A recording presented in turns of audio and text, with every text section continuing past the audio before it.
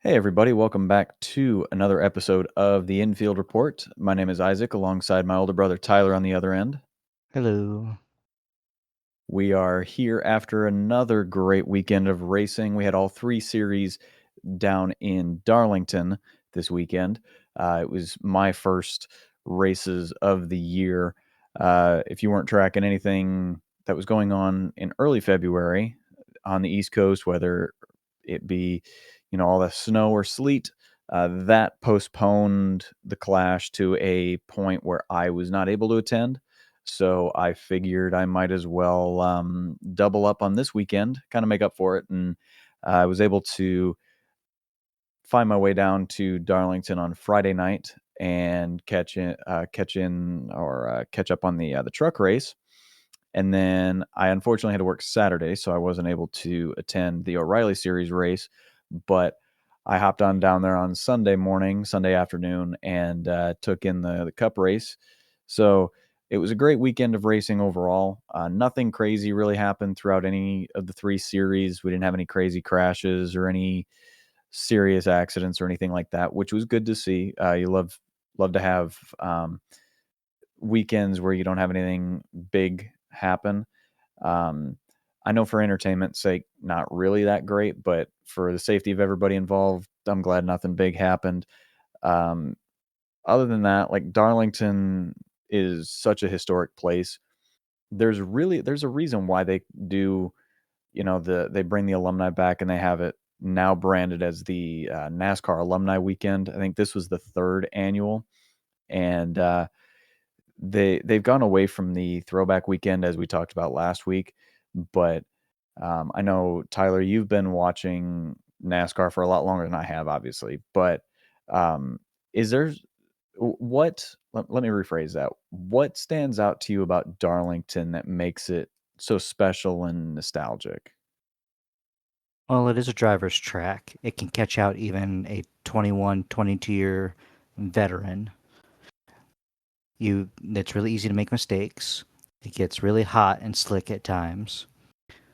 Tires are almost unpredictable every year.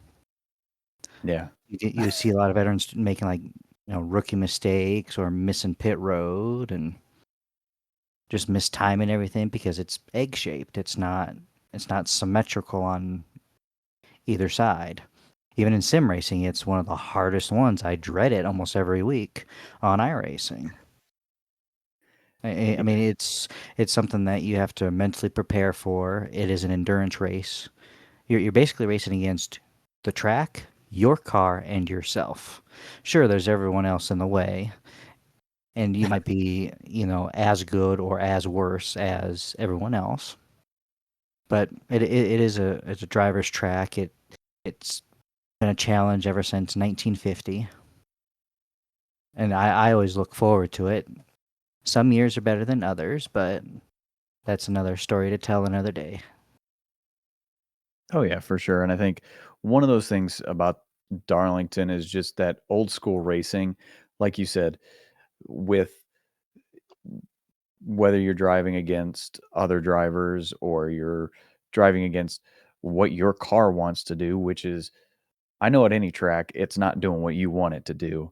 But especially at Darlington, that's one of those tracks where you have, like you said, veterans that go out there and they'll run as hard as they can, but they're fighting their car even more because something that they had in a setup from last year doesn't translate to this year because the track has changed. Or like, I know they had a new tire this year, so that changed as well, and you had the different horsepower, or the different horsepower and downforce package that they introduced as well, that I think definitely caught a lot of teams off guard. So um it is a lot of fun. And like, I drove through Darlington on the way back here, just the town of Darlington, and there is a little town square that you drive through, and I drove through it at night, and there was nobody around really. I think there was me and one other car, and there was just something about the way that the shops are and just that whole square in general is, where it feels very stuck in time, like stuck in the 50s, stuck in the 60s, but in a good way. Like it's what you picture, and it really creates for the best time capsule, the best track that we can go to that you're able to do this throwback stuff at, or the alumni bring the alumni back and have them come back to the track and stuff, and it still feels like I'll use the phrase "the good old days" because everybody's always looking back at the past and, wanting the days of old to come back and stuff, and the town of Darlington still has some of that old school feel, which I like, and, it definitely translates to the on-track racing as well, and, um, I will tell you the truck race on Friday night was a ton of fun to watch. There were a couple cup guys that came down.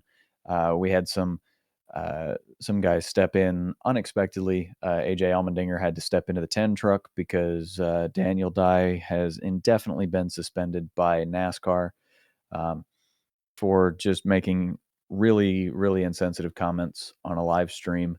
So he is indefinitely suspended. But AJ Allmendinger came in and stepped in and had an 11th place finish in a race that he was not expecting to even drive in just a week and a half ago.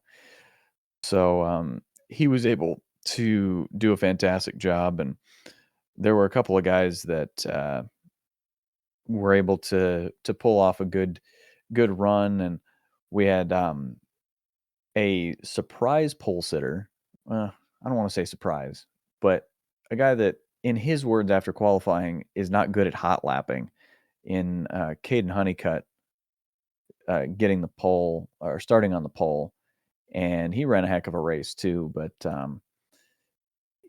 getting a lot of points, and he got a stage win in stage two. So um, he had a great run, and unfortunately couldn't get it done late, but still just a good run for him, and just pure entertainment. I think just all night long. I mean, there were runs where you didn't know who was gonna pull away, if anybody was gonna be able to catch the leaders, and so it was a lot of fun watching them work their way through lap traffic. And as the leader comes through lap traffic, you got the second place guy and the third place guy catching up to him, and there's this whole seesaw thing, and it was pretty fun to watch. But I don't know, Tyler, from the at home experience, what were your thoughts on the Truck Series race? It was fun, entertaining. It wasn't super spectacular until the end, Yeah. but I was hooked every now and then. It's like, oh, they're doing green flags here, green flag stops here. There's a pass here or there, and they weren't riding around in a parade circle, which sometimes that can happen. But overall, I do believe it was a good, a little bit better than average race. Oh yeah. It was a good race, and like you alluded to, the ending there was fantastic. Between it was a overtime number 2, I believe. Uh, the the number 5 of Corey Heim once again proved why he deserves a full time ride. Uh, to me, it still baffles me. If you're a Fortune 500 company, or even if you're not a Fortune 500 company, but a potential sponsor wanting to break into the sport of NASCAR, put your money behind Corey Heim and get him a full time ride, because he's got the talent and the skill to wheel anything around the track.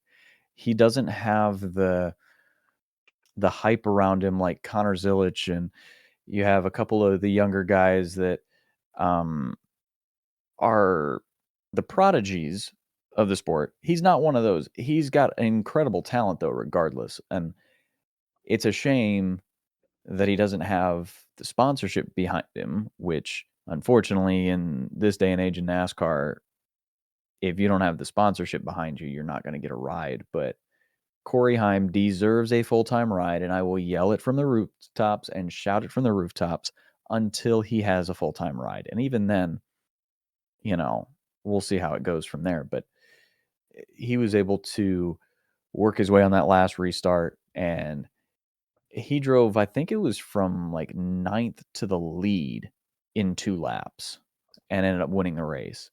So, I mean, he was able to wheel that thing around, and it did help. He was on a couple lap fresher tires, and at Darlington, tires matter a ton.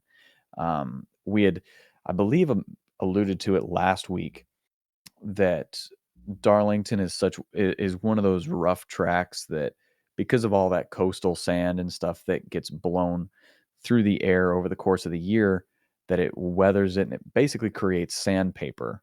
And that's why tires are so important at Darlington. They run, like, the Cup Series ran 400 miles, but it was 10 sets of sticker tires and a set of scuffs from qualifying. So every 40 miles, you're changing tires out, basically, is what they were allotted. So, I mean, on your street car, try going 40 miles and changing your tires. You would have to do some serious damage to them in order to do that. Plus all the, obviously the braking and the high speeds and stuff. That's another thing too. But just imagine every 40 or 45 miles, you're changing your tires. That's exactly what these guys were doing. Actually, probably more like, I think the math on that probably adds up to about 60 miles, but still, every about 60 miles, you're changing tires is insane.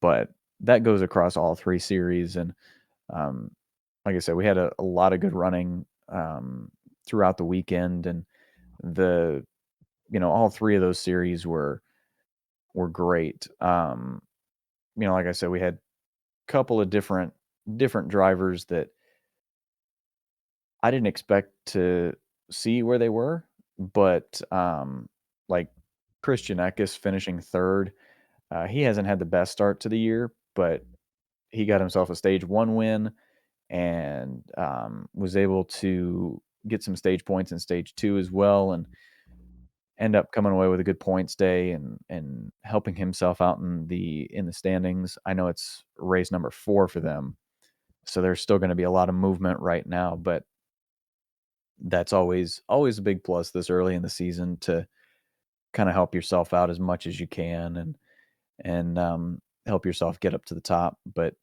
uh, the the one race I wish I woulda gotten to was the O'Reilly Series race. It was the only one I missed for the weekend, but, uh, great race there as well. Again, nothing too crazy happened. It was just one of those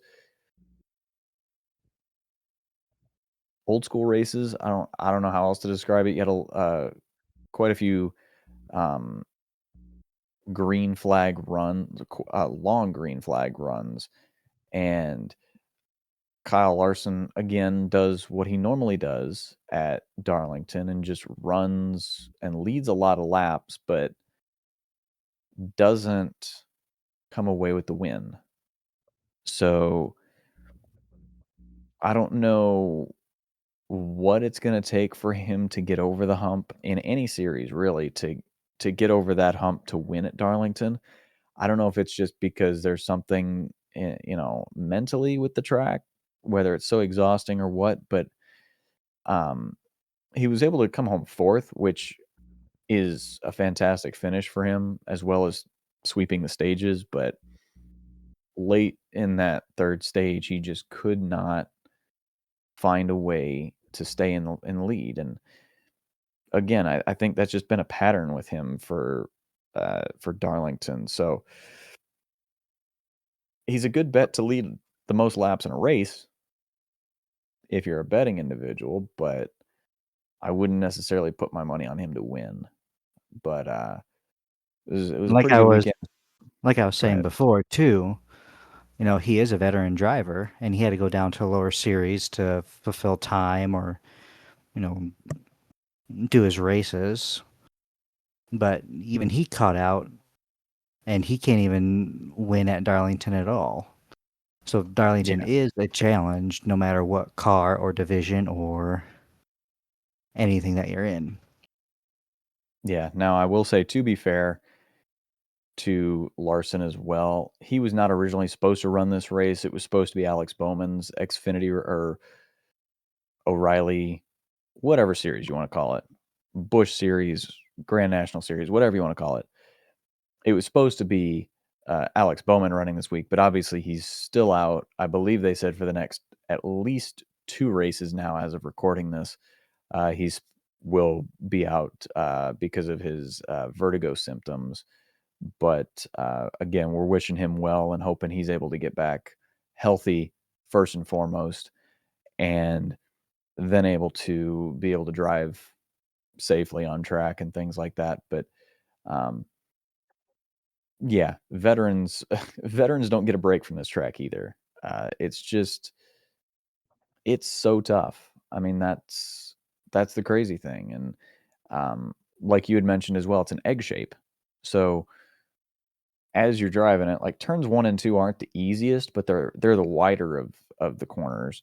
But 3 and 4, I mean, it tightens so fast, and you're already trying to run the wall because you're trying to use that little cushion that's between, I believe it's 6 inches and a foot from the wall. That's where you have all that negative pressure that helps you with the downforce and the speed. But because you're trying to do that, not everybody has the talent to do it. So that's where you get your Darlington stripe at.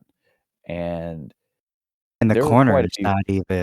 the corner's not even a perfect circle either. It's warped. It's all different kinds of directions, and it's not just tightening either. Like I said, it's warped, and it's real easy to just clip it. And as soon as you clip something, it just sucks you in like a vacuum, and you're sitting there going, "Get off the wall! Get off the wall! Get off the wall! Get off the wall!" Yeah, I remember like when I play NASCAR '09 quite a bit because I'm one of those guys. But uh, the physics in that game weren't great by any means. But it doing Darlington like that, you kind of it seems like every race in that game where you clip the wall and it just sucks you in and you can't get off the wall, and that's what Darlington is like. And so it's really tough. But like the truck series and the O'Reilly series, they're built out of steel, so they if you have anything come in, it's going to create a massive tire rub, and you're probably going to end up cutting a tire. So it's very difficult um, to if you hit the wall and cause some damage, you're most likely going to have to come in and get it looked at, or hope that over the course of time you're not going to cause too much of a tire rub to cause a tire to go down. But the cup cars, with them being composite bodies, are a little bit more tough. But again, as we mentioned at other tracks as well, you risk any sort of suspension or toe link damage, or you've got underlying things that can break as well. So you've got your own different challenges in the Cup Series. But um, yeah, Darlington is just it's so tough, and I don't envy you know having to drive the car. It's an entertaining race to watch, but I can only imagine the amount of stress that they go throughout the race. Not to mention the heat that they had to deal with this weekend. I mean, I believe Sunday, it was a high of 91. So for the cup race, it was hot, sticky. Well, us in the stands were hot and sticky and sweaty, but on the track, it was hot and slick and just all over the place.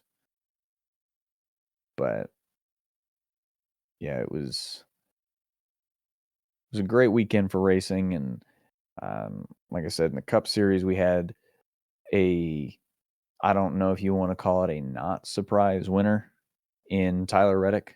He's proven himself, I think, with the the amount of just winning he's been able to do this year. Um, I mean, four wins in the first 6 races, and the amount of points he's been able to put up. I mean, he's the first driver to hit 300 points through the first 6 races in the stage racing era. So I mean, he's been very consistent. He's got one of the best statistical starts to to a season ever.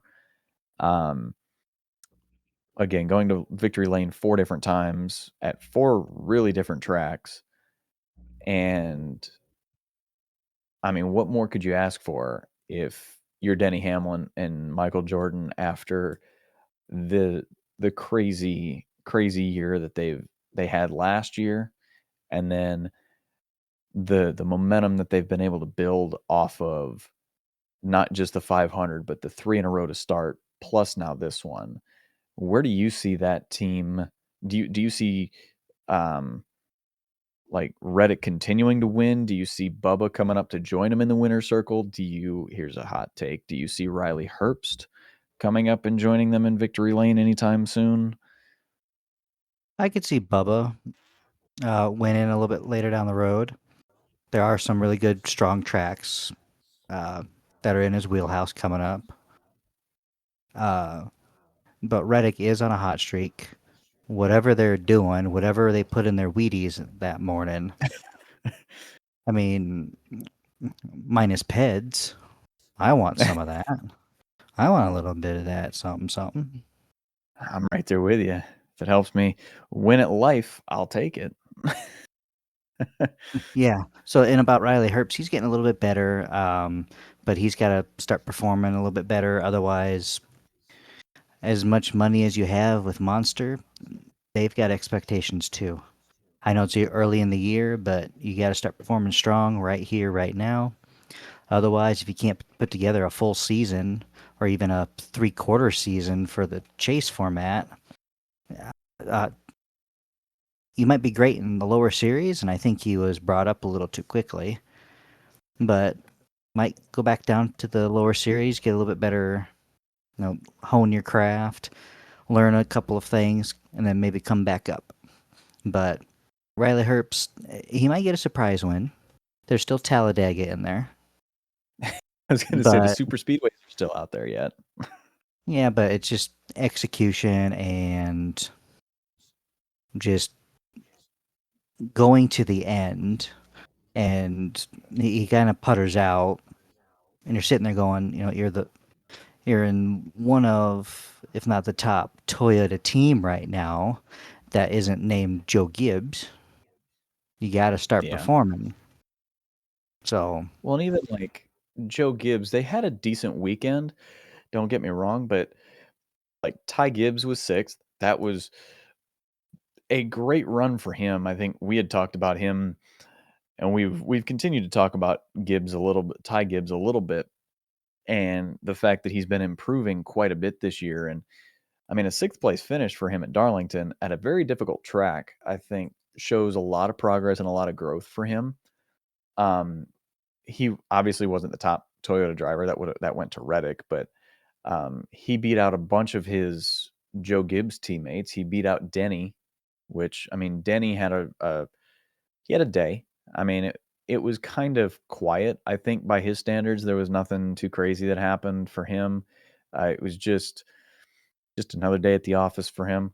Uh, I mean, the one that was also really good Toyota wise was Eric Jones, that Jones boy, like top 10 finish for him too. I would have put money on him being a top 15 just because there's something about that track for him that he finds himself there every time, like up there every time they go. And I don't know. d- what do you think for Eric Jones? What do you think it is about about Darlington for him? can't put my finger on it, but there's something about it that he can execute. His team actually executes in the pits very well. His what's his crew chief's name? Oh, what is his crew chief's name? I'm blanking off the top of my head. It's a Uh, familiar name, but him and Jones work very very well together, and it just right up his wheelhouse. So any technical tracks like Richmond, Darlington, and others, you could expect him in the top 12, top 10, or putting up very very decent stage runs. So it's Justin Alexander is his crew chief, by the way, formerly of RCR. Gotcha. But yeah, there's a lot of things that always seem to go right for Eric Jones um, at Darlington, and I mean, it's kind of crazy too because for me, I look at it as like a true driver skill thing for him because he finished 10th and his teammate John Hunter finished in 27th. So nothing against John Hunter, but I think there's clearly a driver skill difference. So whatever whatever he's doing at Darlington, I want him to keep that going just throughout the entire year because I know he's got it in him. I've always been a fan of his. He's always been a really seems like a really cool guy and just kind of has a good time every week and stuff like that. And unfortunately, not necessarily on the best of teams. I know Legacy has a new um, investor in Darius Rucker. So hopefully some of that cash infusion and possible sponsorship that Hootie can bring with him, that hopefully that helps them progress in their quest to become one of the top teams in the sport. And hopefully they can find something and find some more speed throughout the year. But I do want to say really quick before we move on to a new segment, I do have to mention the RFK throwbacks. They were fantastic, and I may or may not have shed a tear at the race. Uh, and just over my shoulder, the picture just popped up on lap 135. Brad, and Chris, and Ryan were 1, 2, and 3, and they were that way for quite a while. And it was really cool to see all three of those cars up front all day. And there was an article I saw, or a headline I saw, or a tweet. I can't remember what exactly it was, but it said that Greg Biffle definitely showed up at Darlington this weekend, and that was really cool to see. So I applaud them for bringing those numbers back, and hopefully they do it again in the fall because that worked really well for them this past weekend, and hopefully they can bring it back. So yeah, it was a good weekend for them, and like I said, I mean, I thought Brad possibly had the win, uh, the race win. He swept the stages and had a great second place finish, but I thought he had a little more in him. Unfortunately, Reddick was able to fight his way for that win, but that was tough. Tough to watch him fall out like that, fall out of the lead, but things like that happen. So I know there was a new segment you wanted to start that I think is a pretty interesting one. So if Yeah, it's you just wanna go something ahead. I want to try. There's always the winner gets the glory at the end of the day, but not every story ends in victory lane. Some performances deserve to be hung on the fridge.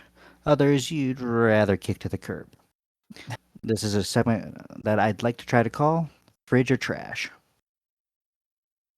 So whose performance would you throw on the trash? Uh let's start with the truck series. Who had just an abysmal day?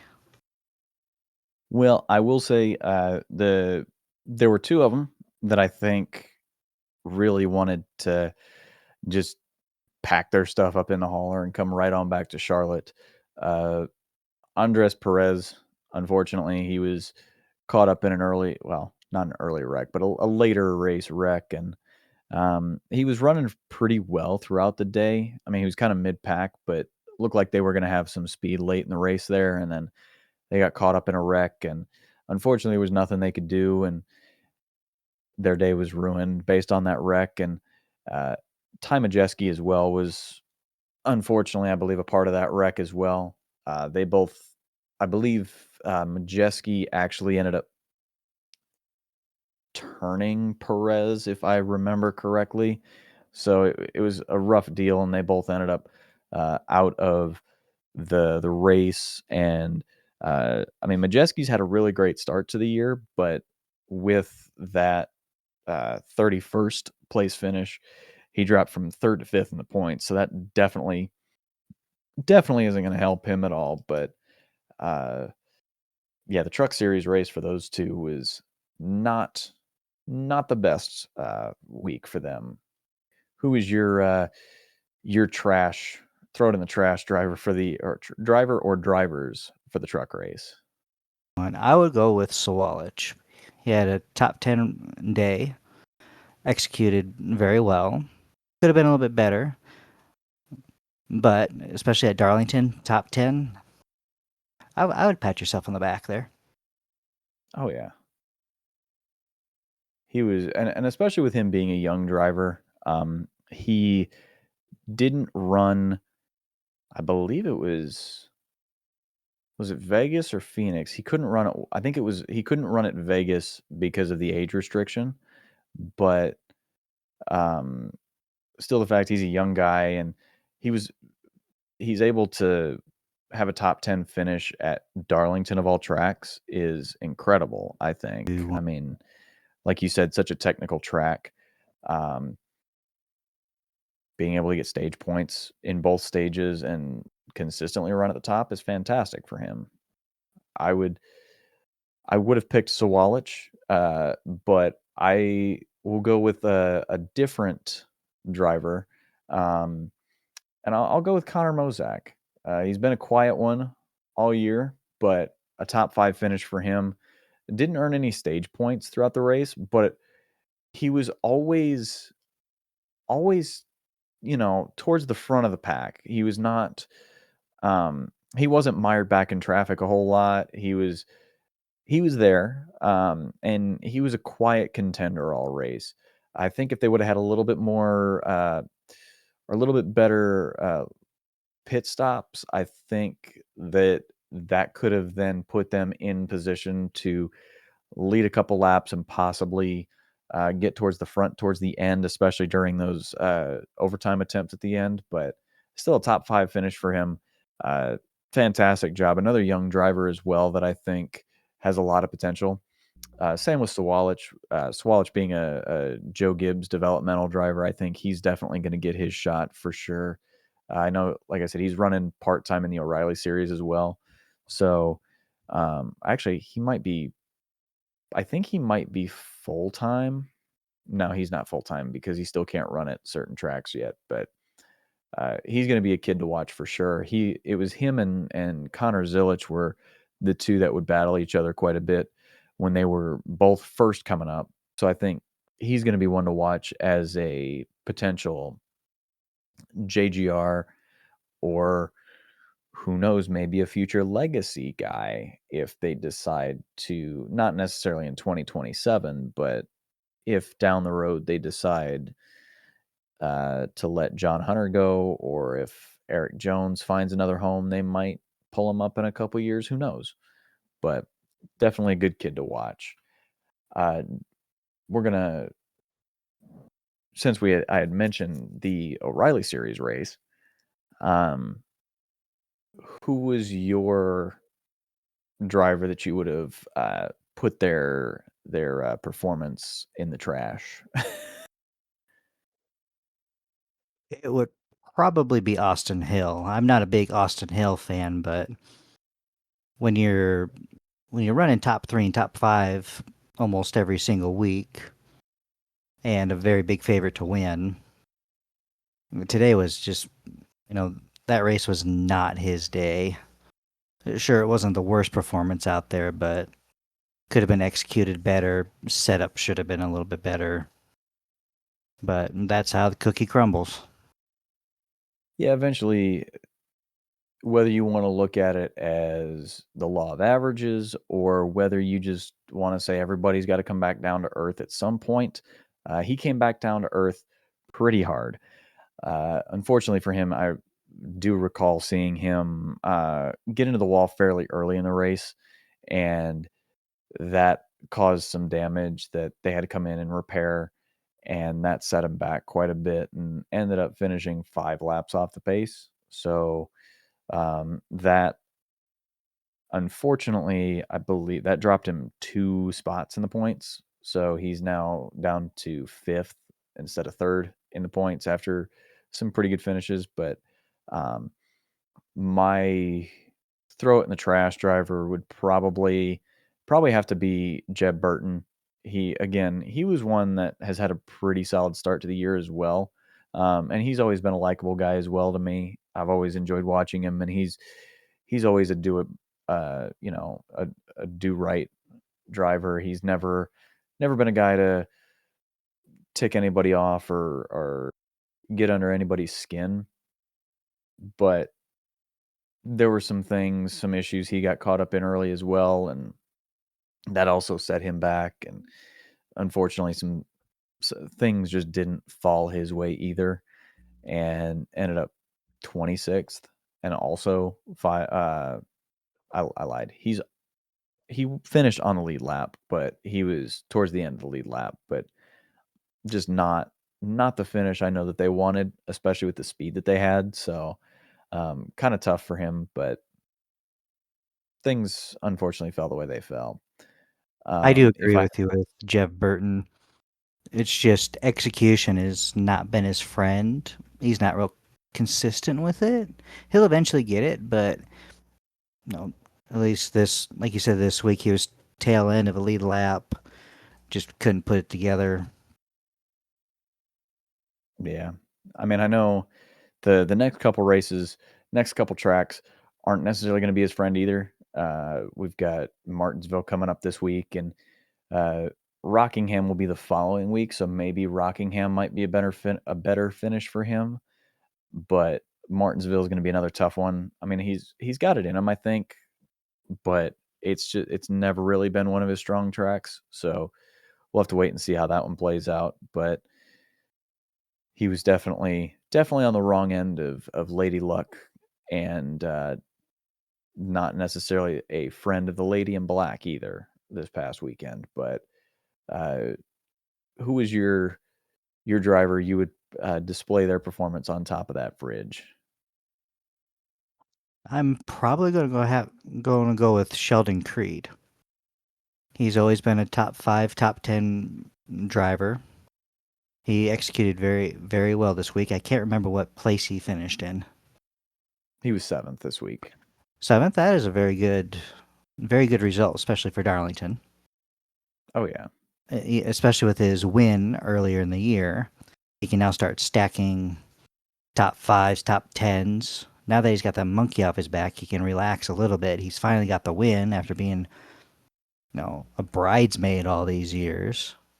Yeah. He's just got to keep up the consistency. He's got to keep up the execution, and he's doing very, very well. And especially Darlington, which is a teeth cutting track. The kid will do just fine. Oh, yeah. It still feels weird and sounds weird, Sheldon Creed a winner, but good for him. I mean, he's very well deserved of that win. I know he's ruffled some feathers over the course of his career, but the fact that he was able to come away with a win, at least one in his O'Reilly Series career is good for him.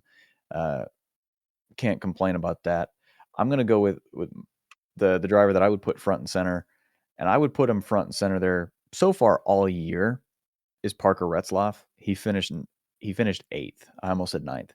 He had an 8th place finish, scored stage points in both stage 1 and 2, uh, and just had incredible speed throughout the weekend and definitely showed it.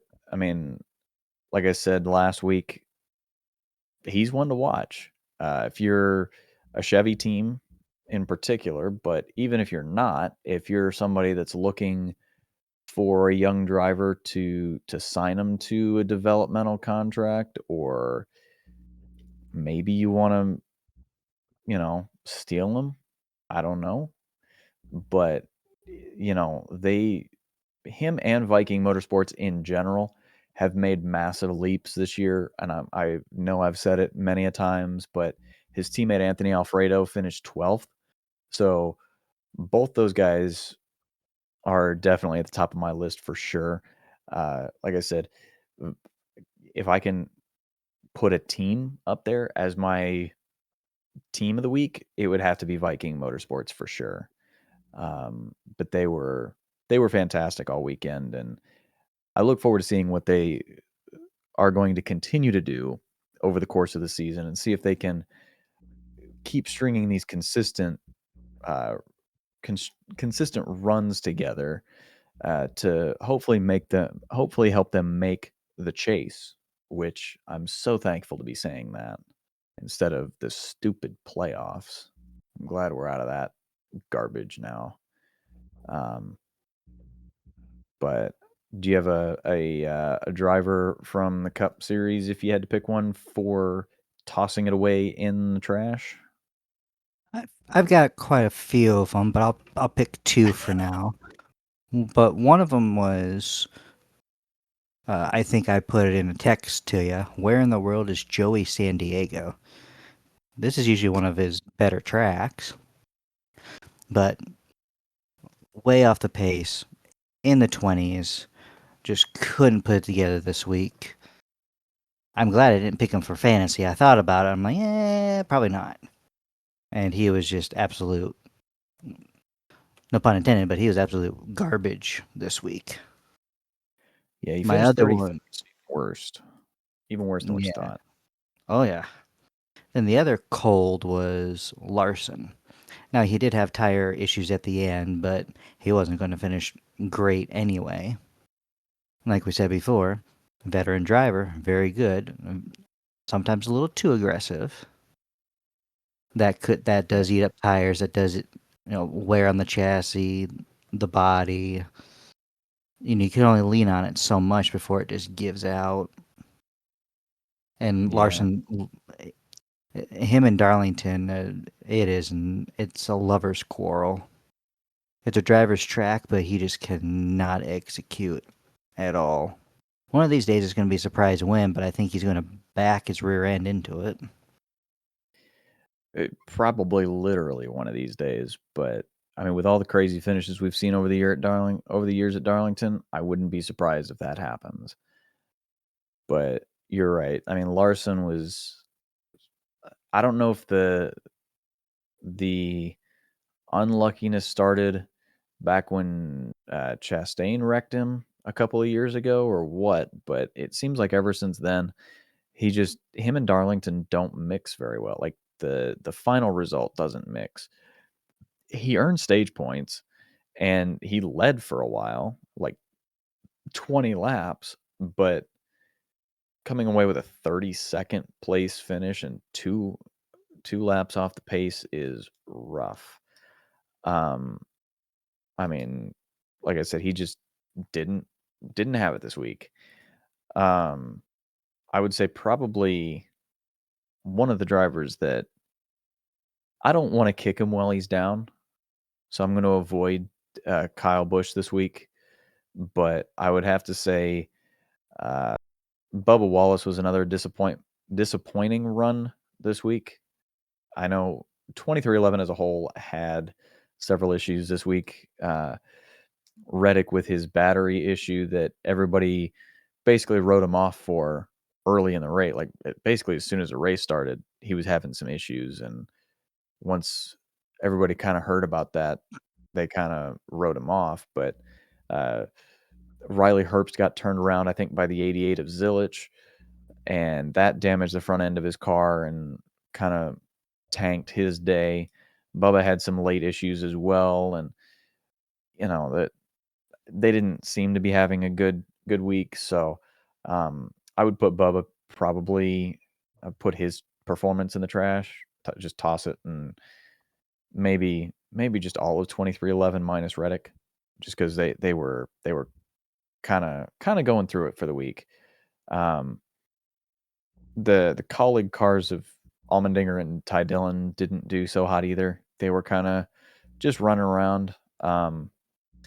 I mean, they were there, but they were never really a factor. They didn't have speed during practice or qualifying. So again, I think it's just one of those technical tracks where either you hit on the setup or you miss on it, and Like Allmendinger's got the talent, no doubt, but I think their setups just weren't there this week. So I'd have to probably toss theirs in the trash as well. But that was a fun little segment we well, you created actually. I think We're that's kind of a forgetting the fridge portion. of course. How could we forget the fridge? I can't believe that. That's Um, okay. It's a brand new segment. We'll work out the kinks. I'll let you go with your fridge driver. Well, I know this segment we're not really supposed to pick the winners, so I'm not going to put Reddick up there, even though he had battery issues and voltage issues, and he had to, under a yellow, basically purge his suit. He didn't want to be, boiling for the next 2 hours. But Yeah, that was me in the one of stands. my four drivers, I'm gonna lump pretty much all the RFK drivers together. They were solid and amazingly good. Up until about midway through stage three, the 17 and 60 kind of fell off.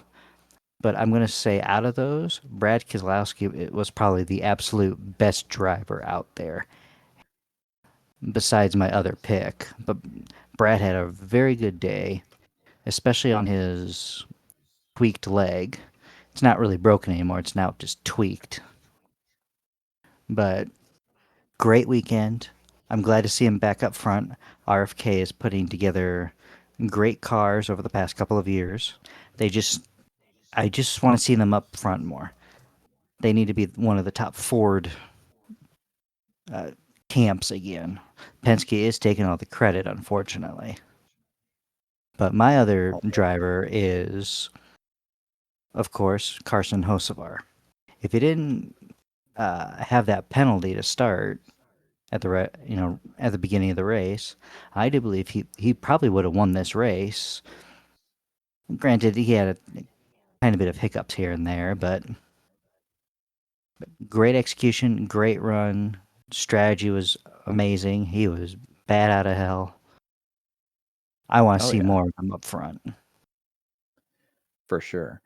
Uh, I will have to choose some different picks because you stole all of mine. Because of Good. course you did. Um, I so first of all, I will eat my words about Hocevar last week. I bet that he was going to punt somebody, and he didn't. So good on him. I doubt he heard me, but and wanted to prove me wrong. But if he did, thank you for proving me wrong.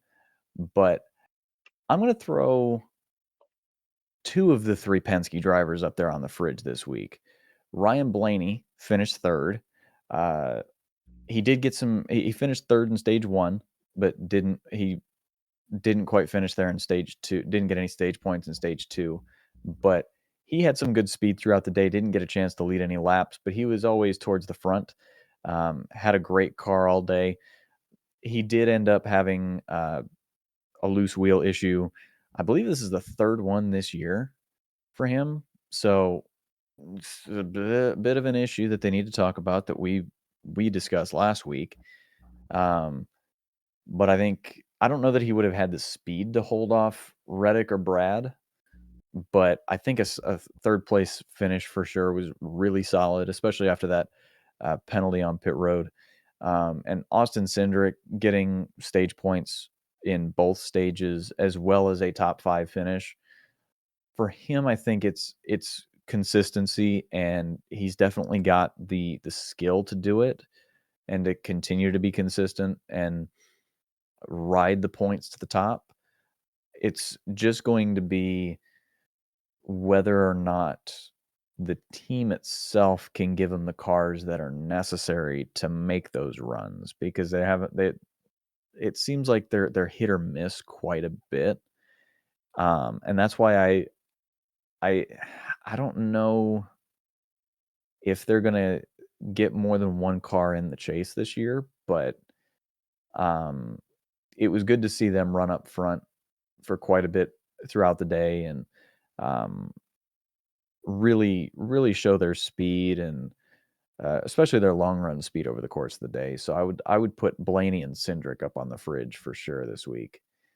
So Looking at my notes here, I forgot to put one in here. Daniel Suarez also had a really nice day today. oh yeah, I blanked over him. He finished 7th, same as his car number. Got stage points in stage 1 and 2. Didn't unfortunately lead any laps, but great points day for him, especially after his frustrations last week. This was a good bounce back week for him, and he was miles above his Spire teammates. So I mean, he's definitely proven he's got the skill. So now it's going to be coming up to they've got Martinsville this week. They're off the following week, and then they've got Bristol. So 2 short tracks are going to be very tough for him. Uh, I don't know how well he's going to do, but I want to see him improve on the short tracks. He's not historically been an aggressive driver with the bumper, so I want to see him say heck with it and put the bumper to some guys this weekend, and hopefully continue to climb the point standings and get better at that short track skill for sure. But yeah, he's definitely one I think to put on the fridge this week. I might add him to my fridge. I'll steal it. I'll steal it. A good pick. It's a good pick. He said he's Uh, at a new team and he's performed pretty well. I don't know if Spire still has their hair trigger anymore, but we'll have to see. They were wanting to uh, change for a while, and once he was available, they snatched him up pretty good. They made a way for him because he is a valuable asset. He doesn't have to win all the time. He's just got to put together really good results. And Spire Motorsports is on the up and up. So oh yeah. pair with a good team that is consistent, and he'll bang out those points. This chase system might work in his favor to be a lot better than the playoff system.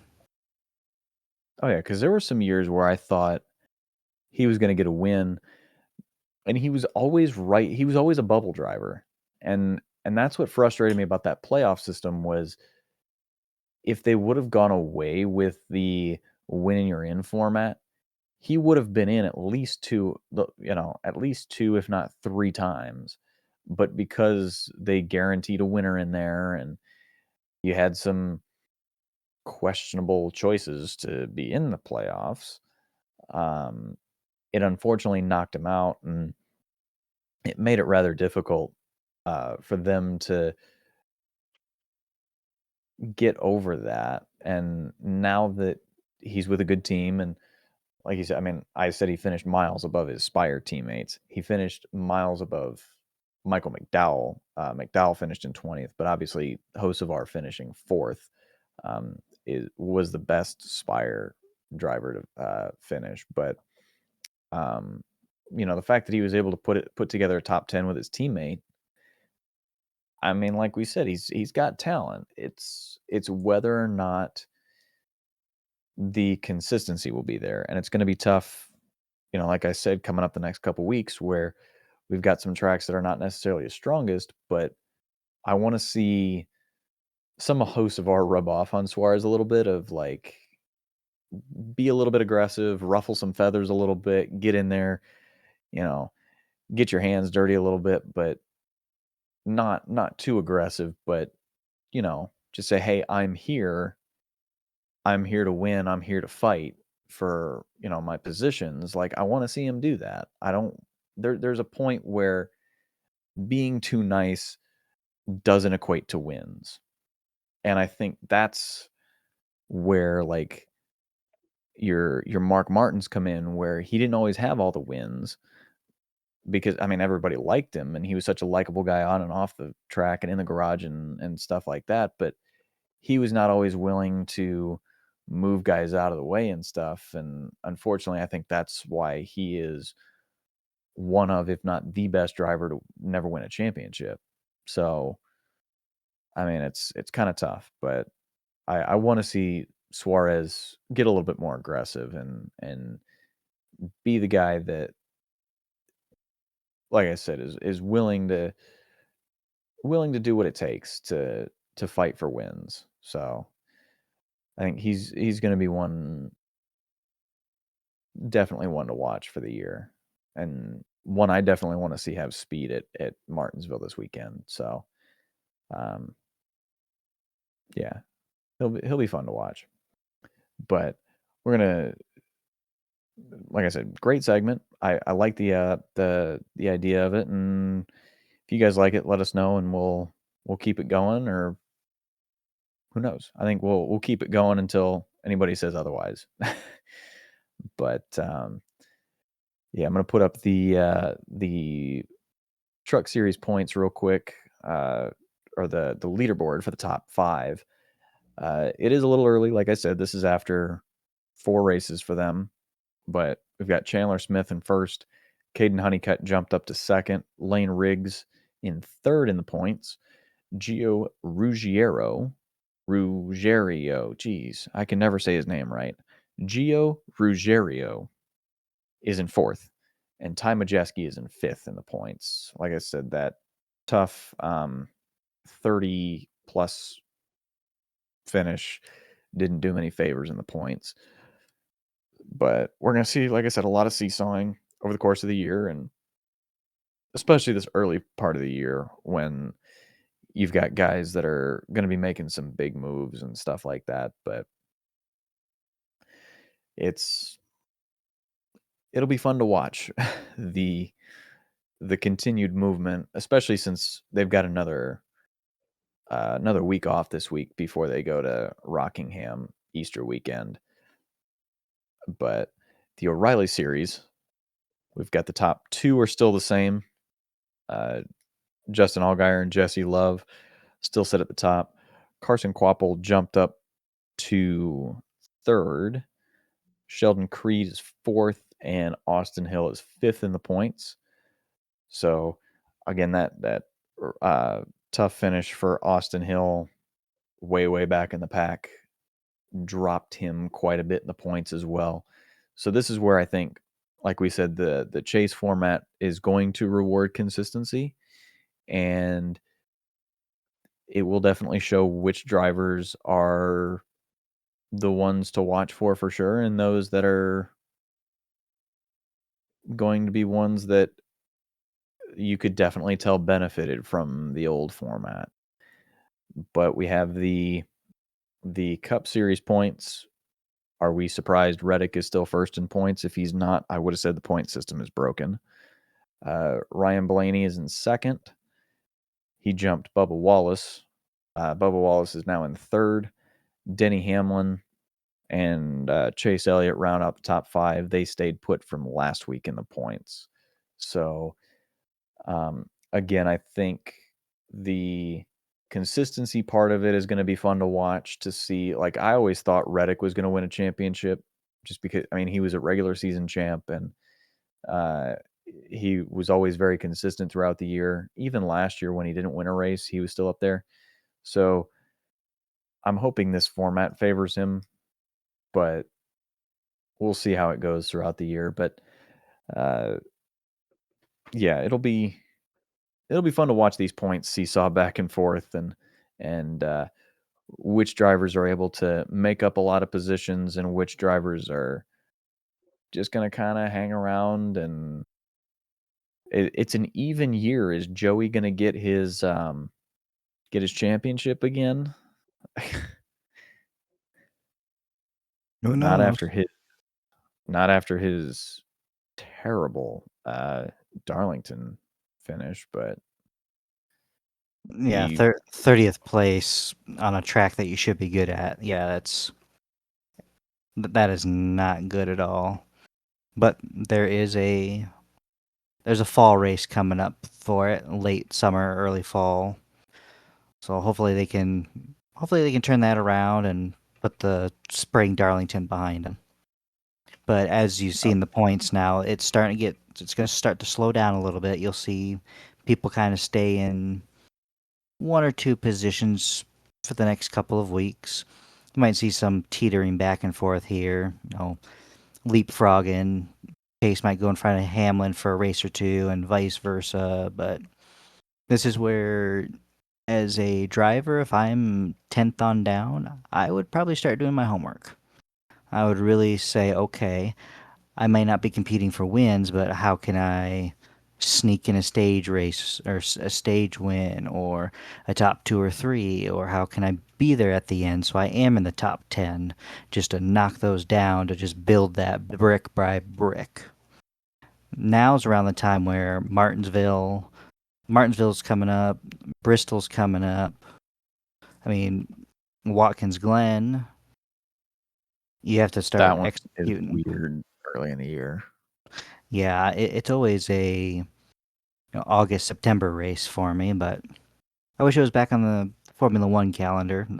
I've never lived that glory, but I want to see it in the autumn, the leaves changing, and but that's just me living glory days as I'm driving 1967 Nürburgring with a 1923 Sunbeam, but that's just my rose-colored glasses.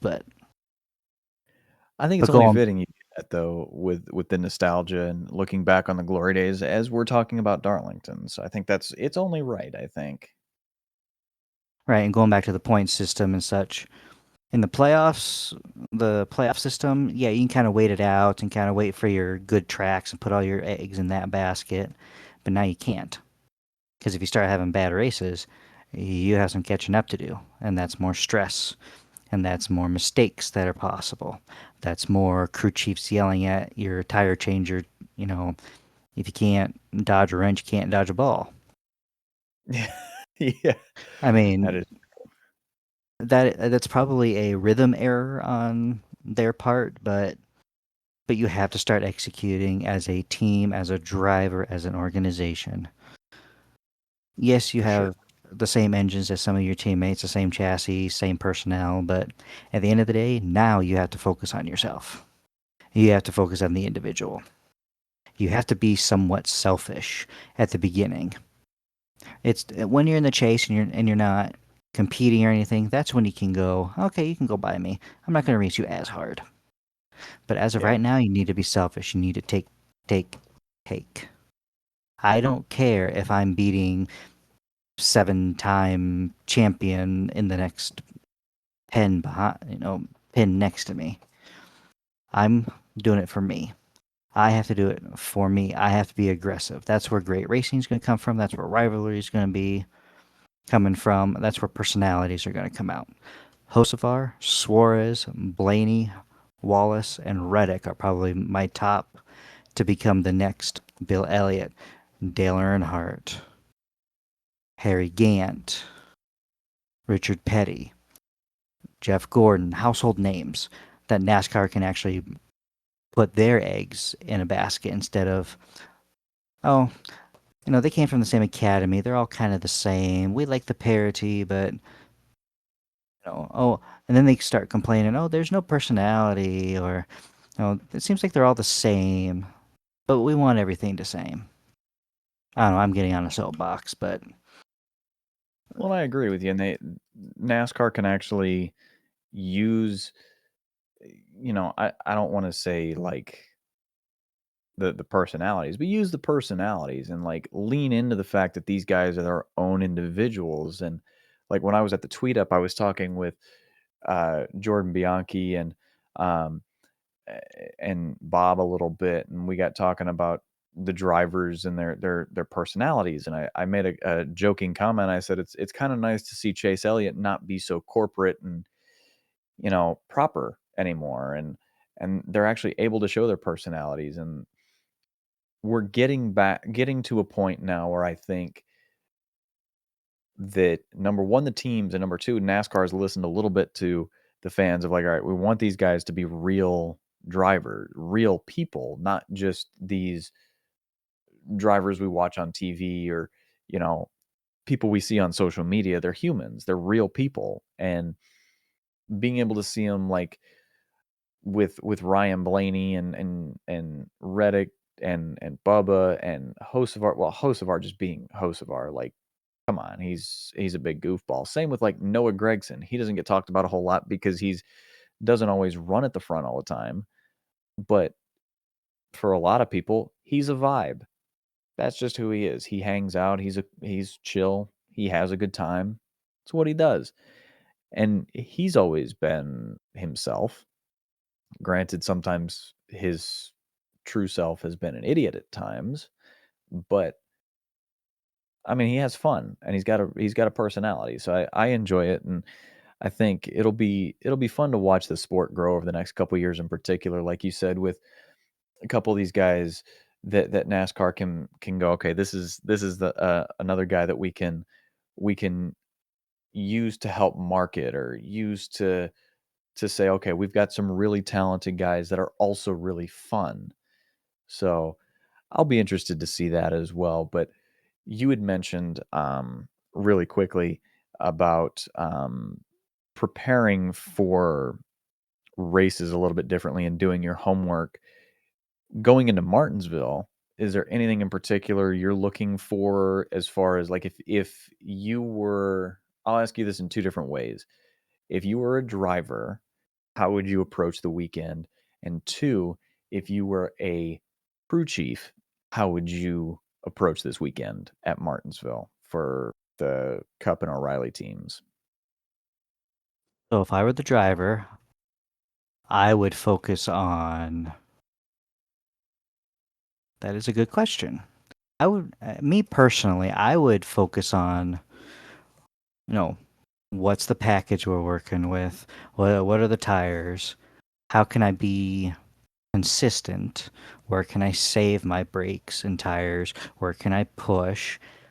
But overall consistency is what I'm going to be looking for as a driver, as it's going to be monotonous. It's going to be 500 laps of tight turn Forever. after tight turn after tight turn after tight turn. Full throttle brake, brake, brake, brake, brake, brake. Full throttle brake, brake, brake, brake, brake, brake, brake. And you don't even get above 100 miles an hour. Hardly.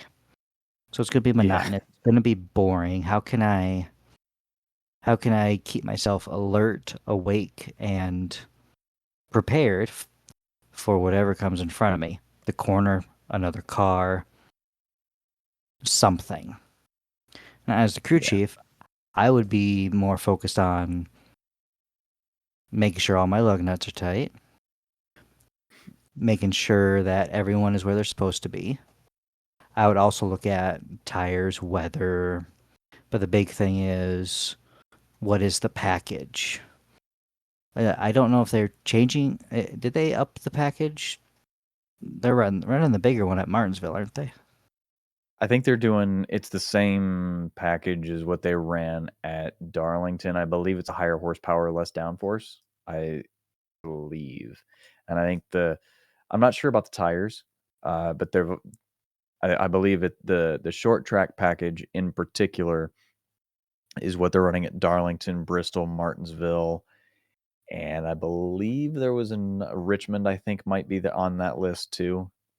So, um, yeah, you've got higher horsepower, less downforce, potential more tire wear. I would imagine. I don't know what that situation is going to look like this week, just because of, again, I mean, Martinsville is not necessarily known as a tire eating track, but with it, you know, I don't know exactly how it's going to look with the like you said, the um higher horsepower, and like your, gas, gas, gas, brake, brake, brake, brake, brake. I don't know how much that's going to do as far as the tire wear and things like that. I don't know. Well, if it's higher Um, horsepower, the brakes are going to wear out a little bit more if you're too aggressive. You're going to have flat spots. You're going to chatter the brakes, the tires. That's going to vibrate everything. You're going to have flat spots. Then you're going to start missing your marks, and that's just going to snowball. So I'm looking forward to it. It's just one of those where this is just me. Since the horsepower package was announced kind of late for everybody, I would not focus on the simulator. I would actually focus on the very limited practice time you've got. Then you make your adjustments from there. I would kind of get it in the ballpark and then slowly work on it. I wouldn't do anything dramatic. But as Yeah. the driver, I would say, okay, feel it out. Where is it? Where can I push? Where is it cold? Where is it hot? And as a crew chief, you go, okay, what are the consistent times? How to put it together, especially with Martinsville and these next short tracks coming up. How to manage the tires, manage the brakes, and make the adjustments as necessary. So focus Yeah. on your actual live in person practice and just pay attention to the car, what it's doing with this new package. Don't worry about the simulator. Don't worry about, you know, their very first tire test that they do or their very first run. Tires are going to look horrible. Data is going to look horrible. It can only go up from there. I just took a look at the weather for the weekend. On Saturday for the O'Reilly race, and also for cup practice and qualifying, it is supposed to be a high of 55 and sunny. Oh, that might work into the So, tires' favor so that they won't be, rubbing around as much or they won't be putting down as much rubber. Or I am all over the place. There's going to be more grip. They can push just a little bit. Sure, rubber won't be down as much because of not as much wear, but the brakes will stay a little bit cooler. So we'll just have to see what goes on, especially in October when it's a little bit colder. oh We'll yeah. have to see how they adapt to it. But Yeah. since it's going to be a little bit colder, okay, that's where they can kind of push. They don't have to worry about heat too much. It's like I said, just focus on the in-person practice. Don't worry about the simulator because that's where you can fluff it up. Yeah. On Sunday, it's supposed to be a high of 62, so a little bit warmer, but still not blazing hot like it was in Darlington when it was in the 80s and 90s. It is supposed to be sunny both days, but just not hot. So you're looking at, like you said, not much tire wear probably, but you're looking at a little bit more mechanical wear possibly. So it's going to be interesting to see what they can do as far as making the right adjustments, like you said, during practice, because it's supposed to be similar weather both days, just a little bit warmer on Sunday. So if you hit your marks right during qualifying, the big indicator I think is going to end up being what you can do, like if you can put together a long run in practice, what that's going to look like and what drivers have that speed, because especially at a short track like that, those laps tick away super fast, and if you can keep your long run speed up, that's what really matters, I think. And so minimizing the fall off and being able to manage your stuff is going to be one of the big keys to the weekend. And like you said, just being there at the end when it matters, because you can win stage one and win stage two, but then crash out and finish dead last, and that'll earn you a place in our trash can for sure, or our trash bin for sure. But um, it's going to be a fun one, and I will be there in person for the cup race on Sunday, and I might be in a jacket, I might be in a sweater, who knows, but it'll be fun regardless. And it's a little warmer, I think, than it was last year. I think last year it was in the 40s and 50s on Sunday. I think it was like in the low 40s when I got there, and I think it only got up to 50. So hopefully the weather forecast stays correct, and the I hope it stays low 60s, so it's somewhat nice. But either way, I think it's going to be a fantastic weekend. They've got the wheel and modifieds on Friday night, and then we've got the O'Reilly series on Saturday and the Cup series on Sunday. Truck series is off. They won't be back until Friday, April 3rd, which I will be at that race at Rockingham. But again, this weekend will be Martinsville. Ton of fun.